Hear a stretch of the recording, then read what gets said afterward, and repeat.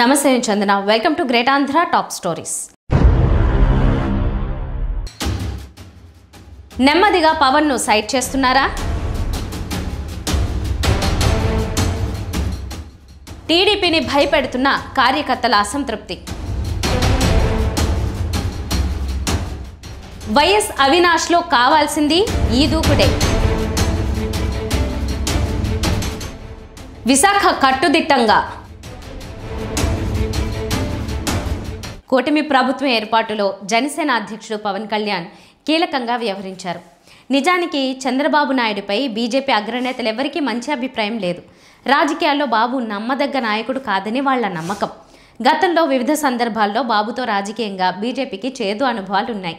అందుకే బాబుతో రాజకీయ మైత్రి వద్దనే గట్టి నిర్ణయానికి కట్టుబడి ఉండేవారు. పవన్ కళ్యాణ్ పట్టుదలతోనే టీడీపీతో పొత్తుకు బీజేపీ ముందుకొచ్చింది.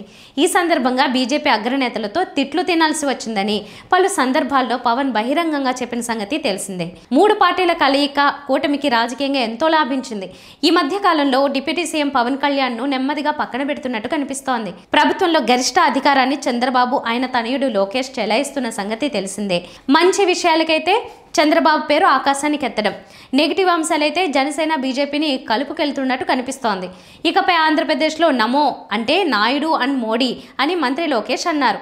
పవన్ను అన్నా అంటూ మాటల్లో ప్రేమ చూపే లోకేష్ చేతులకు వచ్చేసరికి విస్మరించడం గమనార్హం. అంతర్జాతీయ క్రికెటర్ చరణి సొంత గడ్డపై అడుగుపెట్టే సందర్భంలో భారీ ప్రకటనలు ఇచ్చారు. ఇందులో పవన్ మిస్ కావడం వెనుక దురుద్దేశం లేదని అనుకోలేం. ఇదే కాదు, మంచి కార్యక్రమం చేపడితే దాంట్లో పవన్కు భాగస్వామ్యం కల్పించకపోవడాన్ని చూడొచ్చు. కూటమి ప్రభుత్వం అంటే చంద్రబాబు లోకేష్ నామస్మరణే. అసలు పవన్ను పట్టించుకునే దిక్కు లేకుండా పోతోందనే ఆవేదన జనసేన నాయకుల్లో ఉంది. మరోవైపు క్షేత్రస్థాయిలో ప్రభుత్వంపై వ్యతిరేకతను పవన్ గుర్తించారు. ఎమ్మెల్యేల అరాచకంపై కేబినెట్ భేటీలోనే పవన్ ప్రస్తావించినట్టు ప్రచారం జరుగుతోంది. పాలనపై పవన్లో అసంతృప్తి కనిపిస్తోంది. అయితే ఏమీ చేయలేని నిస్సహాయ స్థితిలో ప్రస్తుతానికి ఆయన ఉన్నట్టు సమాచారం. అందుకే కేబినెట్ భేటీలలో లూలు కంపెనీకి అప్పనంగా భూములు కట్టబెట్టడం, ప్రజాప్రతినిధుల దోపిడీపై ప్రశ్నించడం లాంటివి చోటు చేసుకుంటున్నాయి. మరోవైపు కూటమి ప్రభుత్వంలో పవన్కే ప్రాధాన్యం ఇవ్వకుంటే ఇక జనసేన ఎమ్మెల్యేలు ఆ పార్టీ నాయకులకు క్షేత్రస్థాయిలో ఏ మేరకు విలువ ఉంటుందో అర్థం చేసుకోవచ్చు. అధికార మహిమ అంటే ఇదే. అధికారంలోకి వచ్చేంత వరకు వీరుడు శూరుడని పొగిడిన వాళ్లే దాన్ని పంచుకోవడానికి వచ్చేసరికి విస్మరించడం గమనార్హం. ఒక రాజకీయ పార్టీ ఓటమికి కార్యకర్తల అసంతృప్తే కారణం. ఆ తర్వాతే రాజకీయేతర ప్రజల అసంతృప్తి కారణంగా భావించాల్సి ఉంటుంది.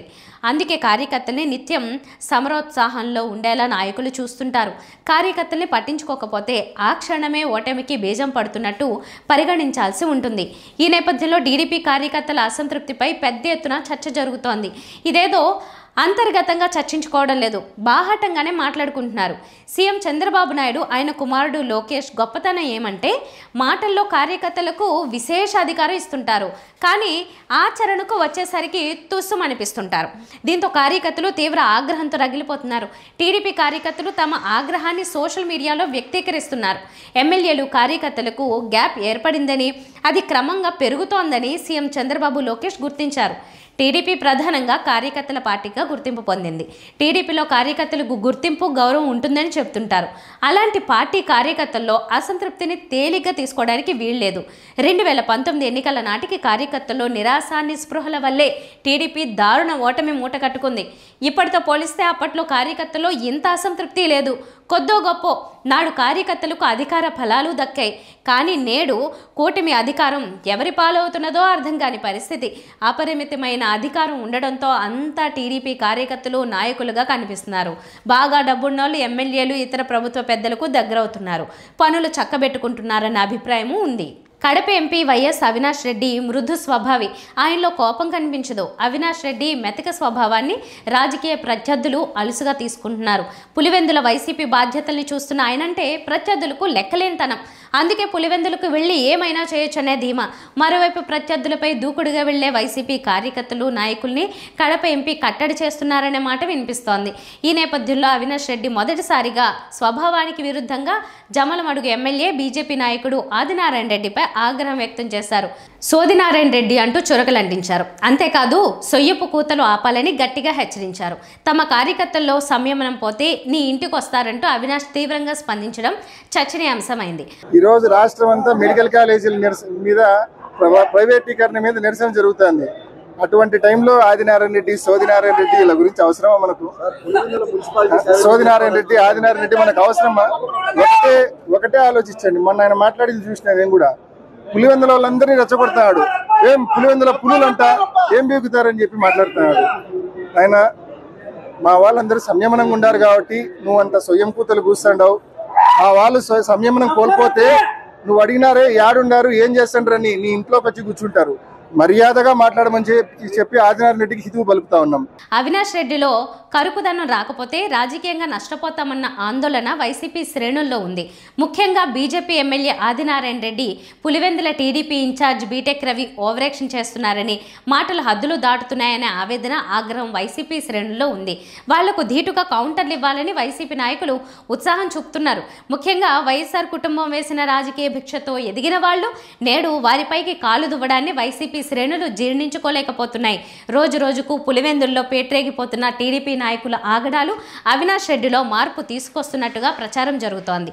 సంస్కారంగా మాట్లాడుతూనే ప్రత్యర్థులకు భయం పుట్టించొచ్చని ఆదికి ఇచ్చిన స్ట్రాంగ్ కౌంటర్తో అవినాష్ నిరూపించారని ఆయన అభిమానులు చెబుతున్నారు.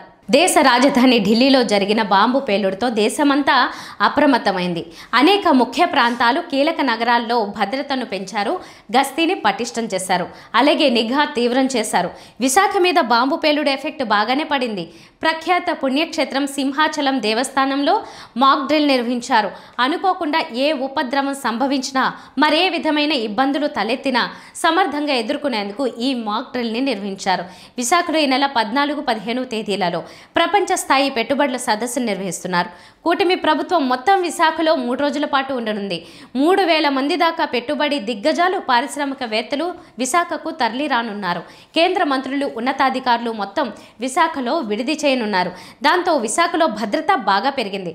సహజంగానే భారీ సదస్సు జరిగినప్పుడు నగరంలో కట్టుదిట్టమైన భద్రతా ఏర్పాట్లు ఉంటాయి. ఇప్పుడు ఢిల్లీలో చోటు చేసుకున్న పరిణామాలు, బాంబు పేలుడు వంటివి దృష్టిలో ఉంచుకుని భద్రతను ఇంకా పెంచుతున్నారు. అడుగడుగునా నిఘా వ్యవస్థను కూడా ఉంచుతున్నారు.